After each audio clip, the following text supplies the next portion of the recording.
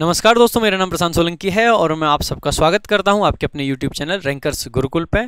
तो दोस्तों, बहुत सारे बच्चों के मैसेजेस आ रहे हैं कि सर CHSL की जो वैकेंसीज आ रही हैं उनमें क्या परिवर्तन हो रहा है, क्या हो रहा है, क्या नई न्यूज़ आई है, कुछ क्लैरिटी दीजिए। तो उस सब सारी चीज़ों को क्लियर करने के लिए कि क्या न्यूज़ है, क्या नहीं है, कौन सी चीज़ चेंज हो रही है, कौन सी नहीं हो रही है, उन सारी चीज़ों को आपके सामने क्लियर करने के लिए आज की वीडियो में मैं आपके सामने हूँ।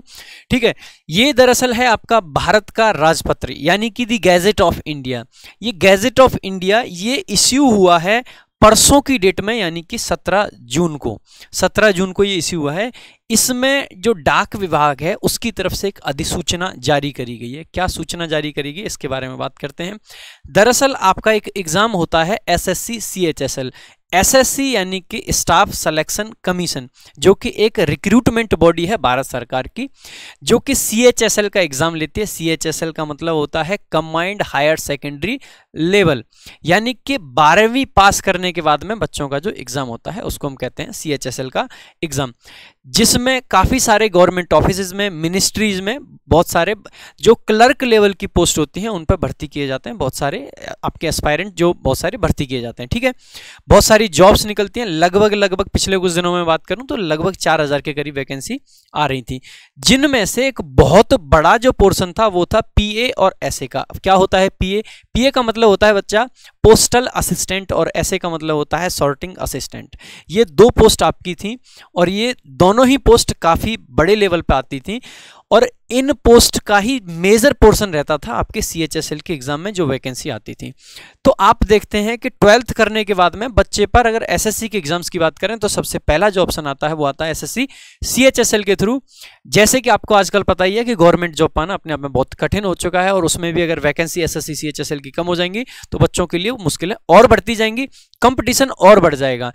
उसी के बीच में एक ऐसी खबर आ जाती है। खबर दरअसल ये थी, अगर आप इस पूरे नोटिफिकेशन को, इस पूरे गैजेट को अगर आप पढ़ोगे तो आपको समझ आएगा। पूरा पढ़ने की आपको जरूरत नहीं है, मैं आपको बता देता हूं। डाक सहायक, ठीक है, यानी कि पोस्टल असिस्टेंट। पोस्टल असिस्टेंट की जो आपकी पद थे ये लगभग 2022 में आने वाले थे 3738। ठीक है, ये आपके थे। इसमें क्या था आपके, आप यहाँ पे देखोगे एज 28 से 27 वर्ष की है। यहाँ पे दे रखा है सीधे भर्ती किए जाने वाले व्यक्तियों के लिए अपेक्षित शैक्षिक अन्य अर्हताएं। ठीक है, शैक्षिक और अन्य, यानी कि इसमें बात की गई है यहाँ पे एजुकेशनल क्वालिफिकेशंस की। किसकी बात की गई है? एजुकेशनल क्वालिफिकेशंस की। अब तक क्या होता था कि अगर आपने जो 12th पास कर रखी है तो आप इनके लिए फॉर्म भर पाते थे, लेकिन दरअसल अभी इन्होंने जो शैक्षिक दे रखी है, जो आपकी एजुकेशनल क्वालिफिकेशंस दे रखी है, उसमें दे रखा है किसी मान्यता प्राप्त विश्वविद्यालय या संस्थान से बैचलर डिग्री, यानी कि ग्रेजुएशन को कर दिया है नेसेसरी। ग्रेजुएशन को नेसेसरी कर दिया गया है। मैं आपको जूम करके दिखा देता हूं, इस वाले नोटिफिकेशन को जूम करके मैंने आपको दिखा दिया, आप पढ़ सकते हैं। दरअसल ये लिख रखा है किसी मान्यता प्राप्त विश्वविद्यालय या संस्थान से बैचलर डिग्री। आप देख पा रहे हैं इसको। तो गवर्नमेंट का ये रिसेंट जो गैजेट आया है, इसने इन भर्तियों में ये एक बहुत बड़ा परिवर्तन ला दिया है। यानी कि जो PA और SA की आपकी पोस्ट हुआ करती थी वो अब से आपकी CHSL के अंडर नहीं आएगी, यानी कि 12th पास स्टूडेंट्स, हमारे जो एस्पायरेंट्स हैं, वो उसके लिए नहीं कर पाएंगे तैयारी।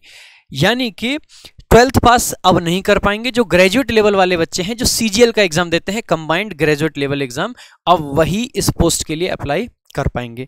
फर्क क्या पड़ेगा इससे, एक बार देख लेते हैं छोटा सा एग्जांपल।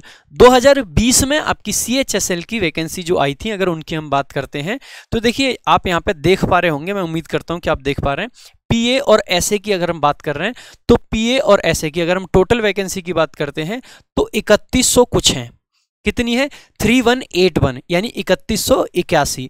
अगर टोटल वैकेंसीज की बात करते हैं तो वो है 4726, यानी कि सिर्फ 1500 वैकेंसी हैं जो PA और SA से अलग की हैं। यानी कि आप देख रहे हैं लगभग 2/3 से भी ज़्यादा वैकेंसी आपकी कौन कवर कर रहा है? PA और SA।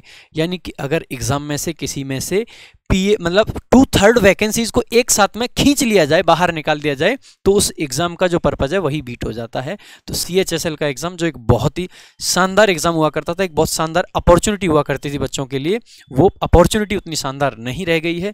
गवर्नमेंट का ये मूव कैसा है कैसा नहीं है, लेकिन हाँ जो 12th वाले वो एक सब्जेक्टिव मैटर है, कुछ लोग कहेंगे अच्छा है, कुछ कहेंगे बुरा है, मैं उस पर कमेंट नहीं करना चाहता हूँ, बाकी आप समझ रहे हैं। लेकिन जो हमारे 12th पास करने वाले भाई हैं, क्योंकि स्पेशली जो ग्रामीण क्षेत्र का बच्चा है जहाँ पे ग्रेजुएशन करना बहुत मुश्किल हो जाता है, उसके लिए खबर बहुत दुख भरी है। मैं खुद दिल से फील कर सकता हूँ, मैं भी एक ग्रामीण क्षेत्र से बिलोंग करता हूँ और मैं वहाँ पे देखता हूँ कि कितना कम बच्चा ग्रेजुएशन कर पाता है।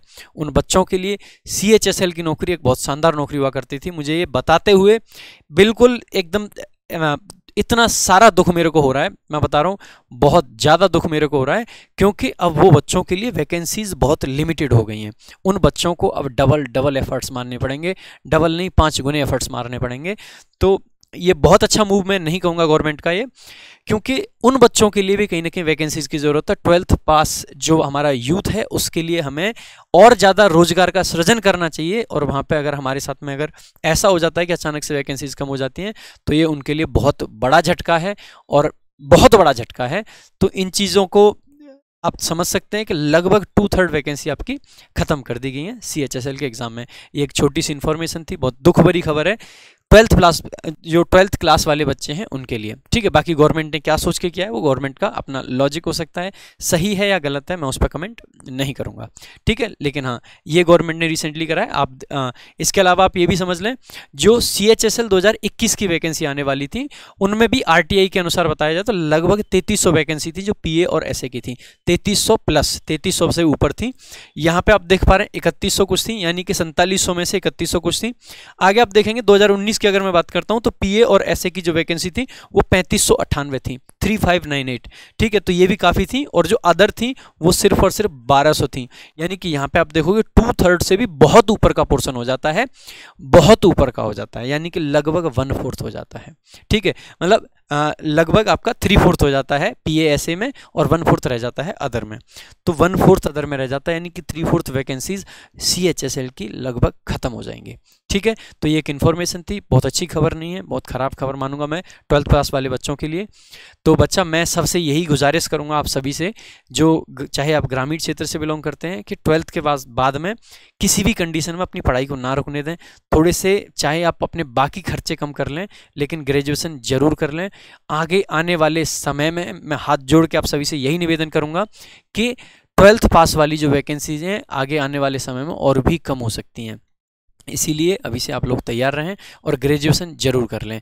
चाहे आप एक लड़की हैं चाहे आप एक लड़के हैं, मैं सभी पेरेंट्स से भी गुजारिश करूंगा, स्पेशली ग्रामीण क्षेत्र में ऐसा होता है कि लड़कियों को 12th पास के बाद में अक्सर घर पे बिठा दिया जाता है, तो प्लीज़ ऐसा ना करें, कम से कम ग्रेजुएशन करने का मौका सभी को दें, ठीक है। इसी नोट के साथ में मैं इस वीडियो को यहीं पर ख़त्म करता हूँ। Thank you so much guys. इस वीडियो को सारे के सारे पेरेंट्स तक और सारे के सारे बच्चों तक जरूर पहुंचाएं, जिससे कि जो अपनी एजुकेशन को 12th तक रखने की सोच रहे हैं वो आगे अपनी एजुकेशन को कंटिन्यू जरूर कर पाएं। सारे लोगों में शेयर करें। उसके अलावा अगर आपको कुछ और जानना है तो कमेंट बॉक्स में आप अपना डाउट पूछ सकते हैं। Thank you so much, have a great day. जय हिंद, जय भारत।